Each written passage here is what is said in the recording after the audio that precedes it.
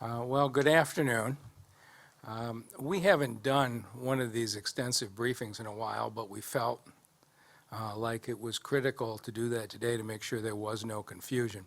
A week ago, the Supreme Court issued an order invalidating the governor's protections on COVID-19, and in the last week, the health department has just been inundated with questions from restaurants, businesses, people who want to put on weddings, citizens, our bus drivers who want to know if they can keep people from boarding the bus without masks. There's been a great deal of confusion. And so we wanted to explain to Detroiters exactly what the guidance is, how does it work, whether you're a business owner or just a citizen who wants to know whether to wear a mask on the street. And so we are taking action today with the Detroit Health Director, Denise Fair, issuing one single order that covers everything COVID-related. If you live, visit, or operate a business in the city of Detroit, you only have to look in one place, and that's Director Fair's order. And what we are going to do is make sure the city has certainty and continuity, because what we are doing is making sure that the steps the governor has taken continue to protect the city of Detroit. Governor Whitmer's leadership on this issue from the beginning has been outstanding. Of course, she's had an advantage. She has our former health director, Dr. Jonae Caldoun, at her side, and of course, Dr. Caldoun is deeply admired by everybody in this city. And if you look at what has happened, and you can see the chart in the city of Detroit, which has been extraordinary nationally, but the state of Michigan has been very successful in curbing COVID-19. And so let me just give you a quick overview of the law and explain to you what we're doing. I know people will say to me, you get too technical, but I think there's enough at stake here everybody should understand. There was, in 1976, an Emergency Management Act passed that gave the governor the right to act in an emergency for a period of 28 days. After the 28 days, the legislature would have to vote to continue those powers. In this case, as we know, the legislature and the governor couldn't reach agreement, and they did not agree to extend them. There was also a World War II Act, known as the Emergency Powers Act. It didn't require the legislature to approve in 28 days, and so the governor based her orders under that World War II Act. And a week ago, the Supreme Court, by a vote of 4-3, said that that act was not valid in this case. And what is more confusing is, when does the Supreme Court order take effect? There's typically a 21-day rehearing period, and the governor's legal team has taken the position the order is not in effect, the Supreme Court order is not in effect for 21 days. And they've asked the Supreme Court to actually make it clear that the governor's orders can stay in effect till October 30th. Supreme Court hasn't acted on that. We have to consider the possibility we could wake up on Saturday morning and the Supreme Court could declare the governor's orders invalid effective immediately. And then where are we in this city with bars and restaurants and casinos and everybody else? We have done far too much work. So we decided that we can't afford to operate in this legal chaos. The governor has been outstanding, but there's nothing she can do given the legal mess. And we have always had the right to operate as a city. We haven't done it because of the leadership. And I want to reinforce the message here because there's a lot of confusing stuff coming out of Washington. It's not that big a deal. Power through it. Here's the truth. While we have done a great job of reducing infection, in fact, Detroiters are infected at half the rate of the suburbs and the rest of Michigan. We've done a good job with our masks and our distancing. But if an African American gets COVID-19, African Americans are 2 to 3 times more likely to die of it than Caucasians. This is particularly dangerous to the Detroit community.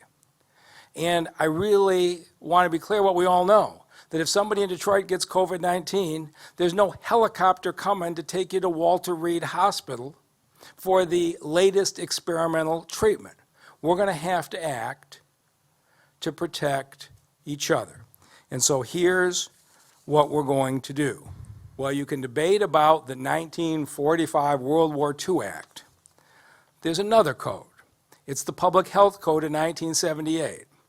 And nobody has ever questioned that. And what the Public Health Code says is the local public health officer has the right to act in an epidemic. And I'm actually going to read it to you because I don't want there to be any confusion about what we're doing. Here's what the Public Health Code of 1978 says. If a local health officer determines the control of an epidemic is necessary to protect the public health, the local health officer, in this case Director Denise Fair, may issue an emergency order to prohibit the gathering of people for any purpose and may establish procedures to be followed by persons during the epidemic to ensure continuation of essential public health services and enforcement of health laws. Director Fair has always had the power, but because Governor Whitmer and Dr. Khaldun had offered such great guidance at the state level, we have decided not to issue Detroit orders. We felt it would be confusing to have any kind of overlap, and we were very pleased with the way that was going. In light of the legal chaos in Lansing, at this point, we need to act. And Governor Whitmer, I mean, you look at the courage, or you look at what happened with the announcement yesterday, and she and I talked yesterday, for the courage standing up for the people of the state. She's had to deal with threats that are almost not imaginable. But the local public health code is in place for this reason. The epidemic is hitting the Upper Peninsula differently than it's hitting the Michigan State campus in East Lansing, different than it's hitting the suburbs of Farmington Hills, different from how it's hitting the city of Detroit. And that's why the Public Health Code gives the local health director full powers to act in an emergency to cover this jurisdiction. And so what Director Fair has done is basically take all of the regulations Governor Whitmer put in place, everything you're familiar with, 50% capacity in restaurants, 15% capacity in casinos, wearing a mask in public, and yes, as I've promised the bus drivers, we will emphasize you do have to wear a mask to get on a DDOT bus. We're going to take all those orders that you knew about last week, and they're going to be in effect next week and the week after, no matter what the court does. So what we are doing is guaranteeing that Detroiters will have the protection of Governor Whitmer's orders, no matter what happens in the courts. And so with that, I'll turn it over to the health director, who has done an outstanding job leading us from the beginning of this pandemic to outline for you the terms of her order and how you can find them for yourselves. With that, I'll turn it over to Director Denise Fair. Thank you, Mayor. So let me start by taking a step back for a look at where we started and where we are now. So Detroit had its first case on March the 11th, and the city was hit hard. And we lost close to 400 of our loved ones just in the first month. The virus really took a terrible toll. And if you look at the PowerPoint here, the number of deaths have tapered off. In the last couple of months, we had 5 deaths and 6 deaths, and where we are in the last week, between October 1st to 7th, we're at about 2 deaths. And of course, 1 death is too many, but we are continuing to hold steady. Now, we have been and continue to be in full support of the governor's emergency orders, and Detroiters really have stepped up. So if you look at this graph here, here's our success so far. Detroiters are leading Michigan. The current infection rate for Detroit is at 1.8%. That's compared to Southeast Michigan, that includes the entire Detroit region at 3.4%. And also as compared to the state as a whole, we're at 3.5%. So that is because Detroiters really decided to take this seriously. So again, as the mayor mentioned, Detroiters currently test positive for COVID at half the rate of the rest of Michigan. And again, I want to thank the citizens of Detroit for meeting this challenge head on. But there is still more work left to do, and we have to remain on the course and we have to remain vigilant. So that is why today I am issuing my authority as the health officer to guarantee continuity and provide certainty for Detroiters. I want to make sure there is no confusion. In the last week, we've heard from a lot of businesses who have questioned what the court's ruling meant to them. And so the answer is simple. We are going to follow the governor's orders, and for what this means for Detroiters, it means that we're going to keep the same procedures in place. So let me take the time and review what those orders are. And again, the restrictions and the rules virtually remain unchanged. So I'm going to cover 7 different areas. The first beginning with the face coverings. Any individual who leaves their home or place of residence must wear a face covering, covering both their nose and their mouth. And many of you know by watching these press conferences, I always take the time to demonstrate how to wear a mask. Essentially, you place it over your ears, make sure it is tightly covered, and cover both your nose and your mouth to protect yourself and others. Again, for face coverings, continuing now with the bus drivers and those who ride the bus, we want to make sure that those who get on the bus have to wear a mask. No mask, no ride. And let me be clear, no passenger may ride a DDOT bus without the proper face covering. Bars, restaurants, nightclubs, and casinos. Again, this is nothing new. You've heard this before. Let me reiterate that the capacity is 50% of normal seating capacity as long as the social distancing protocols are followed. And for casinos, they are still at 15% capacity. Customers must wear their mask at all times unless they are getting up to go to the restroom or leaving the facility. No indoor gatherings can occur anywhere where alcohol beverages are sold for consumption on site, again, except where parties are seated and social distancing is followed. Next up is gatherings. There are residential gatherings and there are non-residential gatherings. So for indoor gatherings, you can have up to 10 people at your home, as long as each person wears a face covering. Outdoor gatherings, you can also have events outside up to 100 people at your home. For non-residential gatherings, so there's indoor gatherings and outdoor gatherings. Indoor gatherings must have no more than 20 people per 1,000 square feet, up to a maximum of 500 people. Outdoor gatherings must have no more than 30 people per 1,000 square feet with a maximum of 1,000 people. Again, there's more detail on our website. Now, for workplaces, this is really important.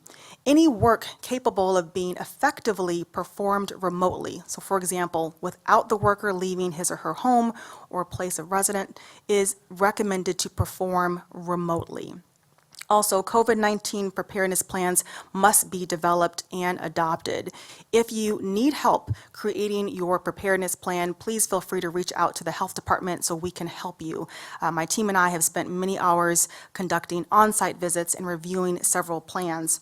The plans that I have seen are pretty thorough, and so this recommendation reflects that some offices are just so cramped, they're really tight, and some of the workers don't feel safe returning to the office. But as long as your business owner, your boss has a plan in place, you will be protected.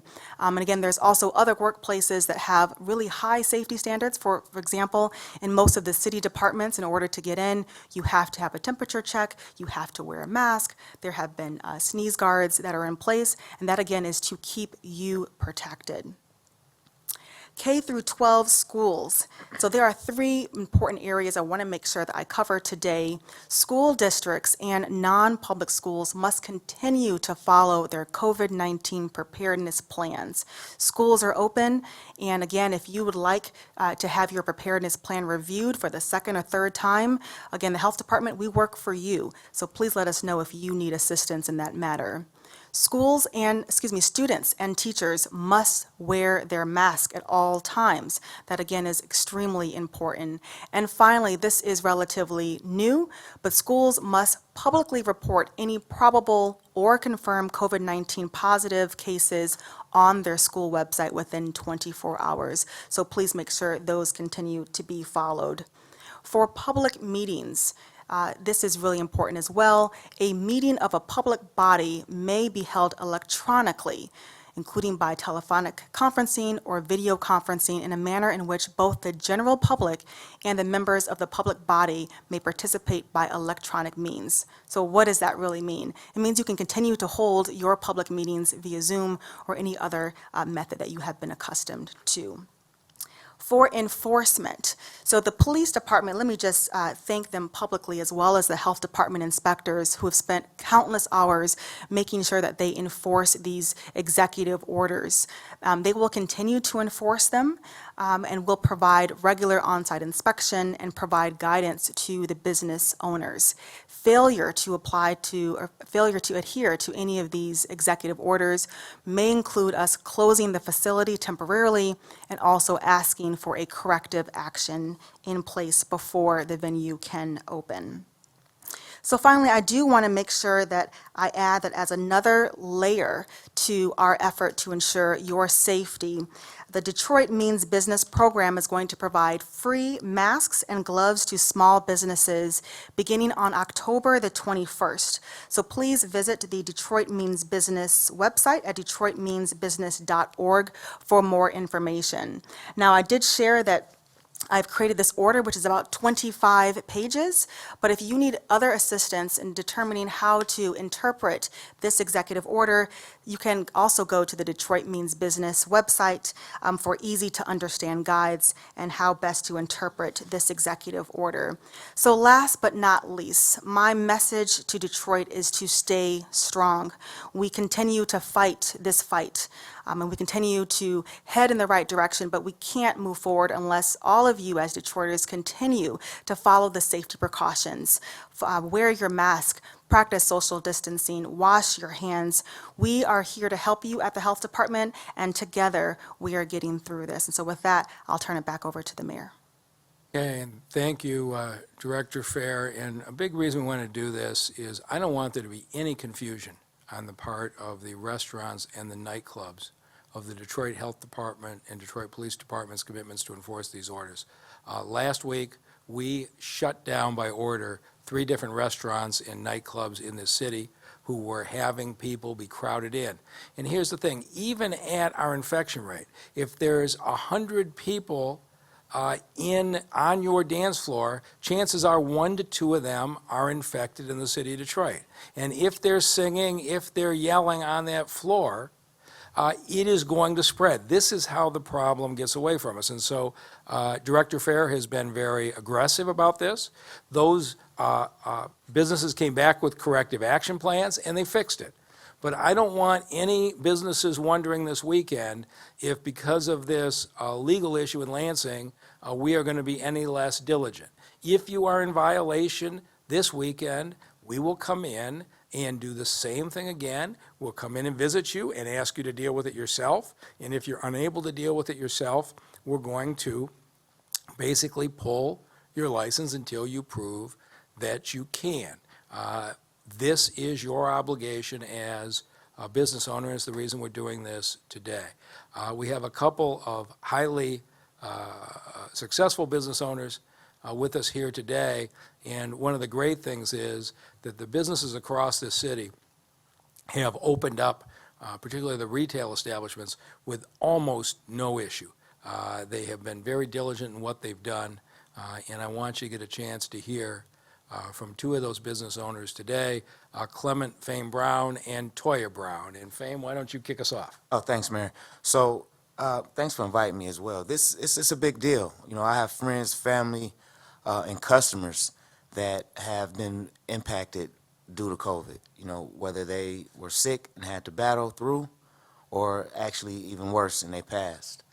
And so my children are, you know, they're at my business quite often. So is my elderly father is at my business quite often, and it's a serious matter for me. Even just yesterday, I text one of a close friend and an artist of mine that does graphic designs for us, and he hadn't been replying. So I texted him yesterday to see what was going on, and he replied, you know, I'm sorry I didn't get back with you. I've been battling COVID, and we're the same age, you know, and so for me, it's better safe than sorry. As for 313, we still provide masks for all of our customers, free masks, free of charge. We ask that our customers wear masks when in the store. And the reality of it is that our customers want that space. They don't want to be crowded with other people. They don't want, you know, the risk of contracting an invisible enemy. So, you know, we've been back open since the state allowed us to open, and all of our customers have worn masks, and we haven't had any issues. It's an inconvenience wearing a mask. Sometimes you gotta, you know, I'm very, very close to my customers, so I've been relearning how they look with the mask. But it's a necessary inconvenience, and I stand with the city and the health department in regards to keeping us safe. You know, too many people have passed from this. The memorial that was done on Belle Isle was proof in the pudding. And by now, if you don't know someone personally who has been impacted by COVID, you know somebody who knows somebody. And so, you know, once again, I just appreciate you inviting me here today, and I stand with the city in regards to these measures. Thank you to your commitment. And Ms. Brown? Excuse me, just a little correction. My name is Toya Green, so we want to correct that real quick. No problem. Again, like Mr. Brown said, I appreciate you guys extending out for us to come and for me to represent part of the restaurant and bar industry, because it has taken an effect on us as small black minority business. And what we have done at Sweet Soul Bistro, I'm the owner of Sweet Soul Bistro and Toya's Bar and Grill, we've took the measurements to putting hand sanitizers in place all throughout. We took the chairs away from the bar so you don't have that encounter with the bartender's hands on. We also offer free masks when you come into the establishment. We also offer curbside. And once the COVID hit, what happened was they stopped everything. It was just takeout.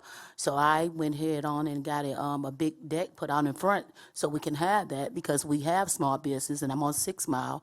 So you don't have that opportunity to, well, not opportunity.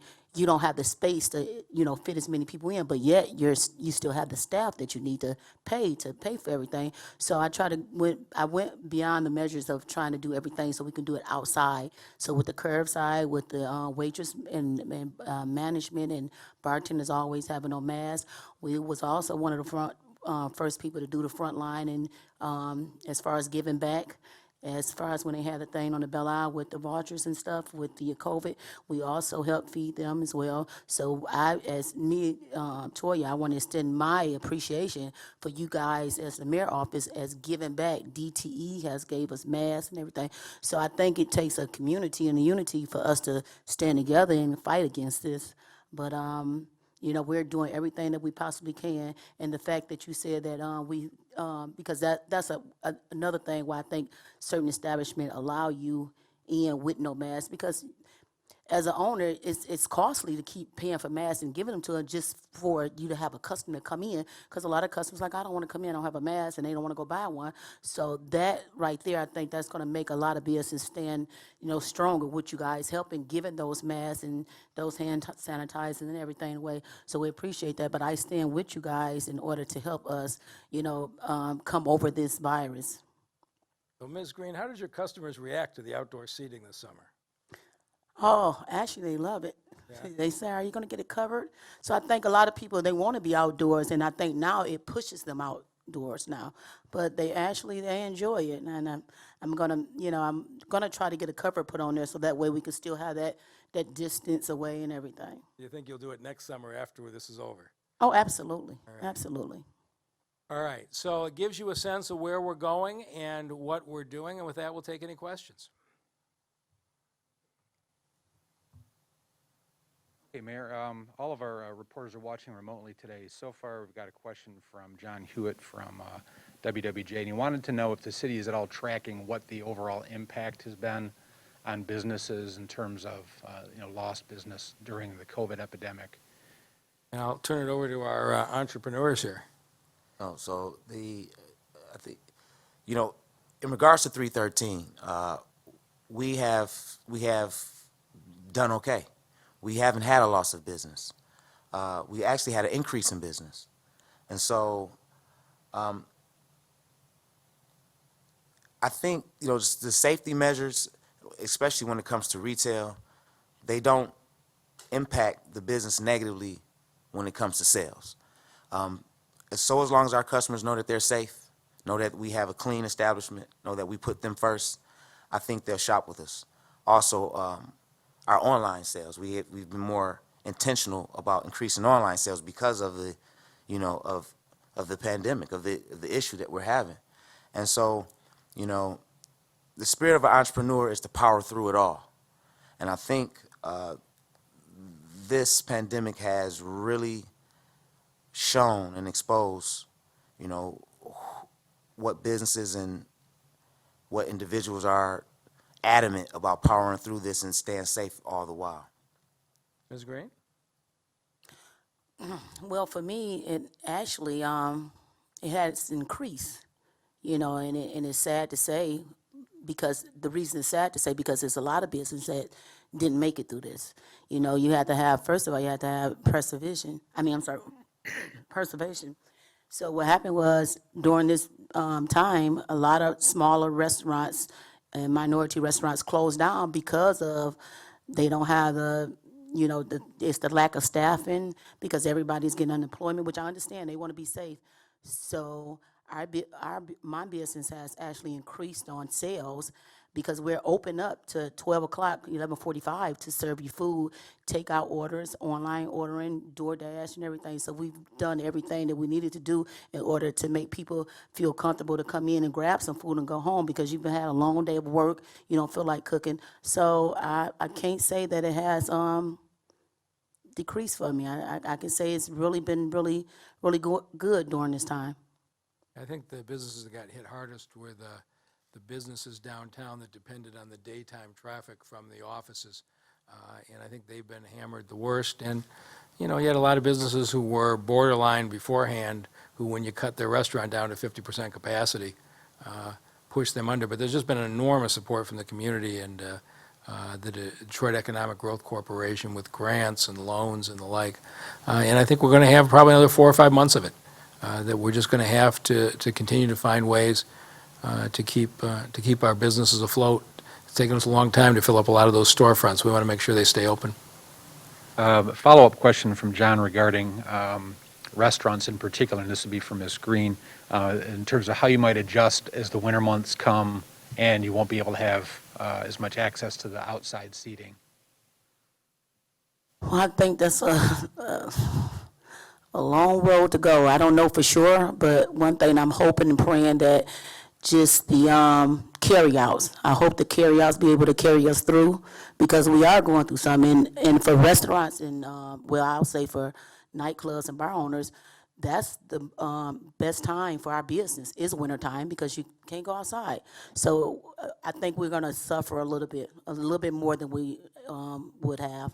So I'm hoping and praying that, like I said, with the carryouts and everything, and maybe we can come to some type of agreement with some other organizations to, where we can feed them, or, where they get big deals, So I don't know. I'm praying, and I'm going to do whatever it takes in order to keep the business open. And last question's on a different topic for the mayor regarding the plot against the governor. And John Hewitt was wanting to know if you had any further thoughts on that, and if you thought that rhetoric from the president and others may have emboldened these types of individuals. I don't think there's any doubt that the president has made a decision that pitting people against each other is a central part of his reelection strategy. When you see the Proud Boys making up T-shirts, all excited to be told to stand back and stand by. And of course, you go back to President Trump's tweets to liberate Michigan. There is no doubt at all that the playing on racial divisions in this country is a central part of the strategy. And November 3rd, the people of Detroit and the people of this country will get a chance to decide if that's really what America is. And I'm pretty confident how Detroit's going to go, and we're going to make sure every single vote gets counted. Thank you. I think that is our last question. All right, thank you.